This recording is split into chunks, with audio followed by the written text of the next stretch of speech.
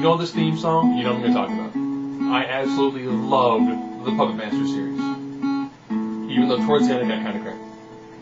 Now, there's not that much in the way of continuity, so I really can't do, like, 1 through 9. Part 10 comes out next year, potentially.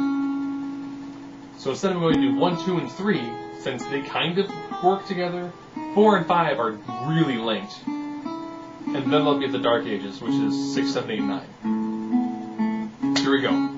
1 and 2. This is Full Moon Entertainment at its best. Now, I'm going to give you some of the premise. You've got, like, an old hotel, psychics, and puppets. Sounds cheesy. I go, but this is a beautiful movie. Really good acting. You know, the effects seem kind of dated now because there's lots of stop motion, lots of practical effects, which you wouldn't see nowadays. It'll all be CGI. But very good. It opens with Audrey Toulon, who's the puppet master. He's old. He made the puppets through a formula that he got in Egypt. He's been hunted by Nazis for a long time because they want the technology to make, you know, little living, essentially, little living, either spies, little living killers. You know, you can turn toys into weapons. That's a pretty good concept. So it begins, you know, with him essentially ending his life, telling the puppets to keep the secret safe. You then have, of course, 50 years go by. Psychics go to this quote unquote haunted hotel. Puppets come activated because they're thinking someone's trying to steal the formula.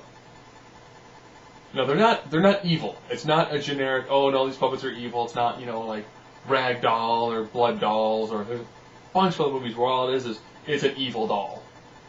Child's play, you know. Their specific mission is to defend the secret. They don't know if people are good or bad. They're just going to defend the secret. It's a blanket statement. That's it. It's a very good movie. You know, you have Pinhead, you know, small head puppet, giant hands. For a puppet, giant hands. Actually, when they show it up close, it's actually a midget with little fingerless gloves. Tunneler. Puppet with a drill on his head. Self-explanatory. Leech Woman. I think she's like the only female character they have out of all of them. Essentially, she like regurgitates leeches onto people. It's kind of a bad way to die. Blade. Blade's one of my favorites. You know, black trench coat, little black hat, you know, just like alabaster white face, you know, long blonde hair, little spikes for eyes, you know, a knife for one hand, a hook for the other. You know, this nice, devilish, fiercely vicious one. Then you have Jester. Jester doesn't really do much. But that's the one that has the most amount of expression. Because the head rotates in 3 different directions. So that gives like, essentially that's how that one emotes. And actually emotes the most out of all of them. You have the face, you got a sad face. And you got that like, kind of like devilish grin, you know, oh man, what's that puppet thinking sort of face. You know, very Joker-esque. And the first one is very good. You know, it's a person who put love and devotion into his puppets and wants to protect the secret. You know, that's the crux of the first movie. Second movie. Audrey Toulon apparently is still alive, even though he killed himself in the first one. But he's kind of like zombified. Introduce a new character, Torch. You know, little you know, German Nazi era style hat, bullets for teeth, a flamethrower for an arm. Now again, they do all practical effects. So when they show it shooting fire, they had an actual puppet that actually, you know, shot fire. So yeah, this is old school. So when someone gets set on fire, it's an actual person in a suit being lit on fire by a flame-throwing puppet. This also has the destruction of Tunneler. Tunneler is attacking a woman, and the guy destroys it with a lampstand. So actually breaks it apart. I love that aspect. That you actually could destroy a puppet. You know, with other ones, it's always some super complicated way, or you can't destroy it because it's imbued with evil or something. But this one, no. It's just a living puppet. You can smash it, and that's it. It's done.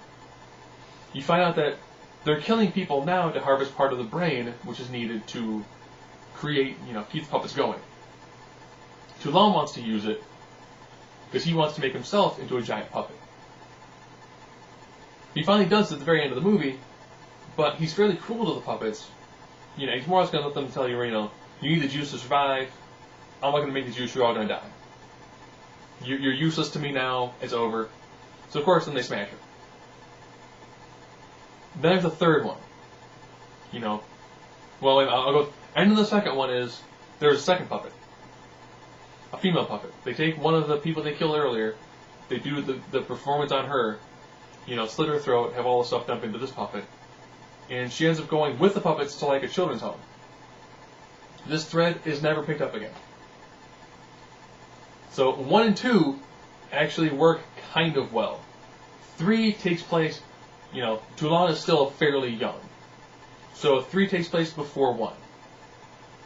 Weird things though, it actually has Torch in it. Torch was made in 2, but he appears in 3, but 3 happens before 1. This is where it gets kind of confusing, They also introduce another character, Six Shooter. Essentially, he is a 6-armed cowboy with 6 little guns. And that one, more or less, you learn about, here's the person who he based Blade off of. Essentially, it's Andre Toulon using puppets to kill Nazis. It's entertaining, it's enjoyable, you've got some pretty good acting, and it works well for those 3 movies. So, Puppet Master 1, definite, it's a classic. 2, follows up fairly well, not as good, but still okay. 3's pretty good. It's good to see the puppets essentially as good guys this time around. So, that's Puppet Master 1, 2, and 3. Stay tuned next time for 4 and 5.